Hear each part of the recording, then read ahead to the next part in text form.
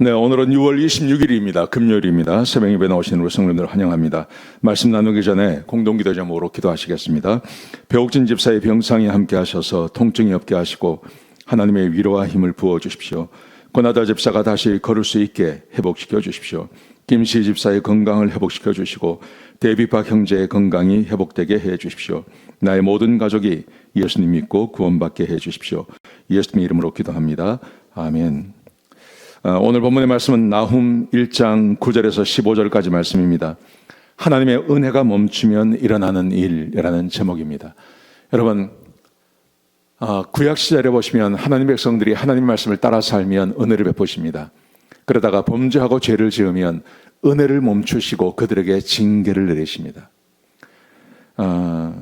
성경에 보시면 지금도 마찬가지입니다. 지금도 하나님은 동일하게 역사하십니다. 그래서 어제 말씀에 이어서 오늘 말씀도 하나님의 은혜가 멈추지 않게 해야 됩니다. 하나님의 은혜가 끊임없이 나에게 부어지도록 우리의 삶을 잘 영위해 나갈 필요가 있는 것입니다. 자, 오늘 본문에 보시면 니느웨 사람들이 범죄하고 죄를 짓습니다. 150년 전에는 그렇지 않았습니다. 요나가 복음을 전할 때는 백성 전체가 회개하고 하나님께로 돌아왔습니다. 그래서 하나님께서 은혜를 베푸셨어요. 근데 150년이 지나가면서 이스라엘 백성, 이 니느웨 사람들, 특별히 아수르 사람들이 하나님 앞에 범죄하고 죄를 짓습니다. 그래서 하나님께서 나훔을 보내셔서 더 이상 이 아수르 사람들에게, 니느웨 사람들에게 은혜를 베풀지 않겠다고 하나님께서 공포하시는 말씀이 오늘 이 본문의 말씀입니다. 같이 한번 보시죠. 이렇게 되어 있습니다. 니느웨 사람들의 죄악을 하나님께서 말씀하십니다.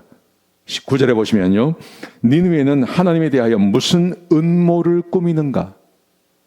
니느웨 사람들이 하나님의 사람들에게 하나님께 음모를 꾸밉니다. 무슨 음모를 꾸밀까요?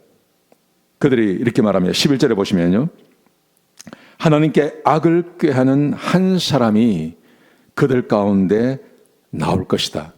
그리고 사악한 것을 권면할 것이다.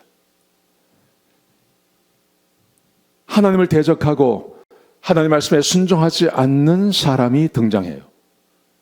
그리고 그 사람의 말을 백성들이 들어요. 여러분, 하나님의 은혜가 멈춰버리면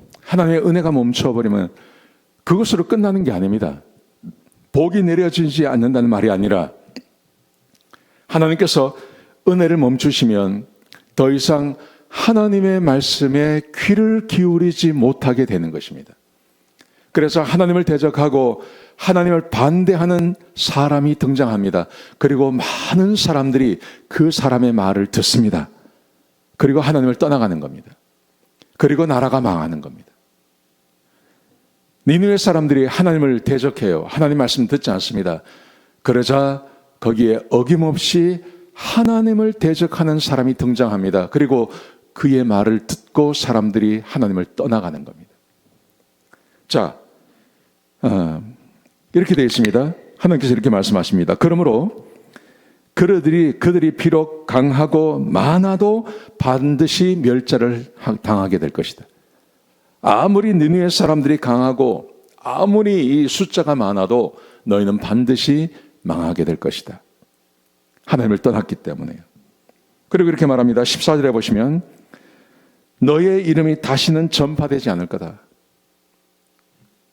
하나님께서 그들을 회복시켜 준 다음에 150년 동안 나라가 아주 강성했습니다. 근데 하나님께서 말씀하십니다. 더 이상 그렇게 되지 않을 거다. 자, 그런데 보십시오. 15절에 보시면 이렇게 말합니다. 유다를 향해서 하나님께서 말씀하세요. 유다를 향해서, 남유다를 향해서 말씀하십니다. 보라, 산 위에 기쁜 소식을 전하는 자의 발이 있다. 여러분, 하나님을 대적하는 이 니느웨 사람들을 향해서는 하나님을 대적하는 사람이 나올 거다. 그의 말을 듣게 될 거다. 이렇게 말씀하세요. 그런데 남유다를 향해서는 하나님께서 말씀하시기를 기쁜 소식을 전하는 사람의 등장을 그들에게 말씀해 주시는 거예요. 이게 무슨 소리입니까? 사람들은 이렇게 생각합니다.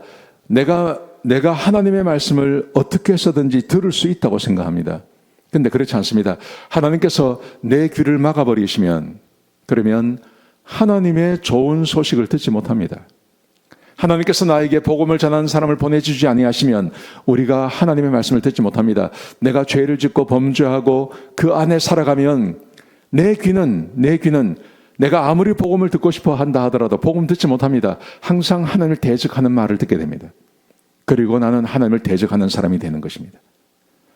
내가 무슨 말을 듣느냐, 어떤 은혜를 말을 복음을 듣든지 아니면 세상에 하나님을 대적하는 말을 듣든지 이 모든 것은 누구에게 결정되냐 하면 하나님에 의해서 결정이 되는 겁니다. 하나님이 내가 선한 삶을 살면 복음을 듣게 만듭니다. 하나님의 말씀을 듣게 만듭니다. 내가 하나님을 떠나면 악한 말을 듣게 만듭니다. 내가 무슨 말을 들을 것인지를 결정하는 게 아닙니다. 하나님이 나에게 은혜를 베풀어 주시든지 아니면 나에게 악한 것을 하게 하시든지 하나님께 결정력이 있는 거예요.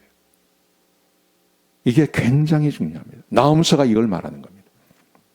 나홈서는 이스라엘 백성들, 이 니느웨 사람들이 하나님을 떠났을 때 하나님께서 그들을 멸하시기로 작정하신 그 이후로는 다시는 요나가 전하는 복음을 듣는 그런 상태를 허락하지 않으시는 거예요.